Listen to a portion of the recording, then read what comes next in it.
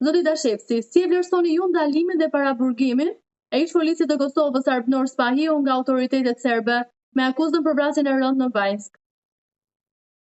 Padyshim se kjo është ajo lufta speciale e radhës e Serbisë kundrejt Republikës Kosovës, sepse nëse shikojmë në retrospektiv më përpara, edhe më përpara janë maltretuar, janë edhe arrestuar policë, zyrtar policor me grada të larta, pastaj ushtar, ish ushtar dhe që të gjithë. Pra kjo është ajo politika ose lufta hibride e Serbisë që e bën në vazhdimsi, dhe nëse qytetarit i kujtohet pak sa gjithmonë bëhet në pikë të sezonit, ose kur janë pushimet verore, ose kur janë pushimet dimrore. Pra është një lloj hakmarrje e Serbisë që shfrytëzon gjithmonë, sepse kjo është ajo vazhda e luftës speciale që nuk ka ndalur kurrë që nga 12 qershori 1999 për Republikën e Kosovës, është absolutisht e papranueshme, domethënë ky rast i fundit, sepse polici në fjalë nuk ka qenë në pjesë e policisë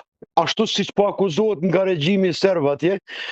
Policia e Kosovës i ka dërguar dëshmitë ndërkombëtare që ai e ka lëshuar policinë, pra unë besoj që shumë shpejt do të lirohet, sepse faktet janë zero kundra ish pjesëtarit, është vetëm maltretim, jo vetëm për këtë personin në fjalë, ish zyrtarin në fjalë, po ka shumë e shumë njerëz që janë maltretuar në vazhdimsi dhe nuk duhet t'i harrojmë në asnjë moment, dhe duhet t'i përmenim dhe duhet të apelojmë që nëse ka vetëm një mundësi të vetme, gjithkund ku t'na jepet mundësia du ta themi këtë. Anashkalone atë rrugë, anashkalone atë shtet, sepse kështu do të jetë sipas mendimit tim në aspektin e sigurisë, deri në atë njohjen reciproke, sepse kur e ke atë njohjen reciproke, që këta nuk e kanë as ndërmend na njohin, kështu do të jetë për ne, sepse ata nuk na njohin as si shtet, sillen në mënyrë armiqësore, ka fakte të patjetërsueshme se çka na ka ndodhur 2023 dhe 2024, pra kemi pas sulme këtu, dhe çdo koment tjetër është i tepërt, është absolutisht e papranueshme në aspektin juridik, absolutisht është e padrejtë, dhe unë besoj që të gjithë diplomacia jonë dhe deri te presidentja duhet të jenë proaktiv, nuk mjafton më të jesh ti vetëm aktiv, duhet të jesh proaktiv, dhe që t'jesh proaktiv, ti s'pari duhet ta kesh edhe kuvendin dhe institucionet e konsoliduara që t'i paraprish hapave, si në aspektin gjeopolitik, ashtu edhe në këtë aspekt kundrejt këtij shteti që sillet definitivisht në 24 orë, në 7 ditë javës, armiqësisht, fatkeqësisht në Republikën e Kosovës. A ekziston në rreziku real për jetën dhe sigurinë e Arpnor Spahiut gjatë qëndrimit në paraburgimin në Serbi, duke pasur parasysh të gjitha tensionet ndëretnike? Unë nuk e mendoj atë që është rrezik jeta, por që po keq trajtohet, atë ka thënë vetë edhe babai i tij. Dhe kur të flet babai për të birin e tij, atë ne si qytetarë të Republikës Kosovës absolutisht i besojmë 100%, sepse po flet prindi për djalin, kurse sa i përket ajo të rrezikohet jeta jo, sepse ato kohët e 90-ta që i ka shfrytzuar Serbia janë të tejkaluara tashmë.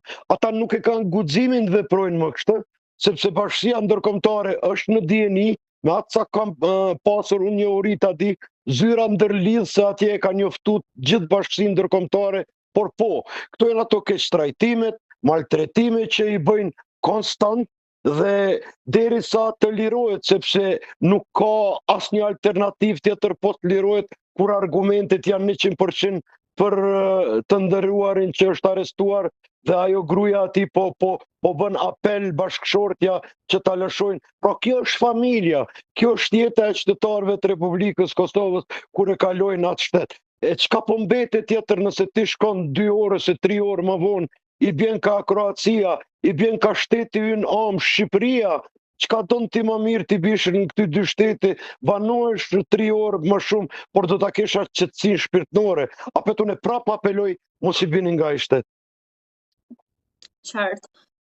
A mendoni ju se rekomandimi ndaj shpjestarëve të njësisë speciale për të shmangur kalimin në pikat kufitare me Serbinë për të evituar arrestime të ngjashme është i duhuri apo duhet ishte marrë një vendim tjetër?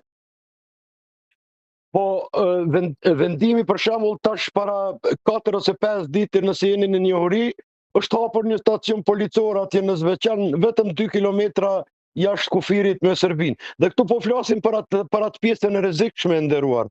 Këtu po flasim për atë pjesën kur ka hyrë kontrabanda dhe ku kanë hyrë edhe terroristët dhe e kanë sulmuar direkt me akt terrorist Republikën e Kosovës.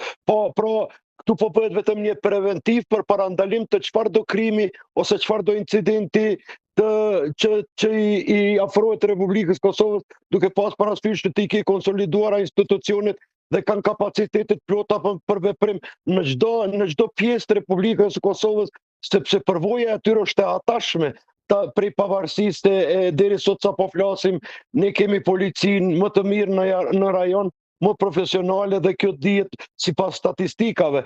Andaj çdo sigurim i kufirit atje do të thotë preventiv për Republikën e Kosovës, sepse ashtu po sillet edhe pala tjetër.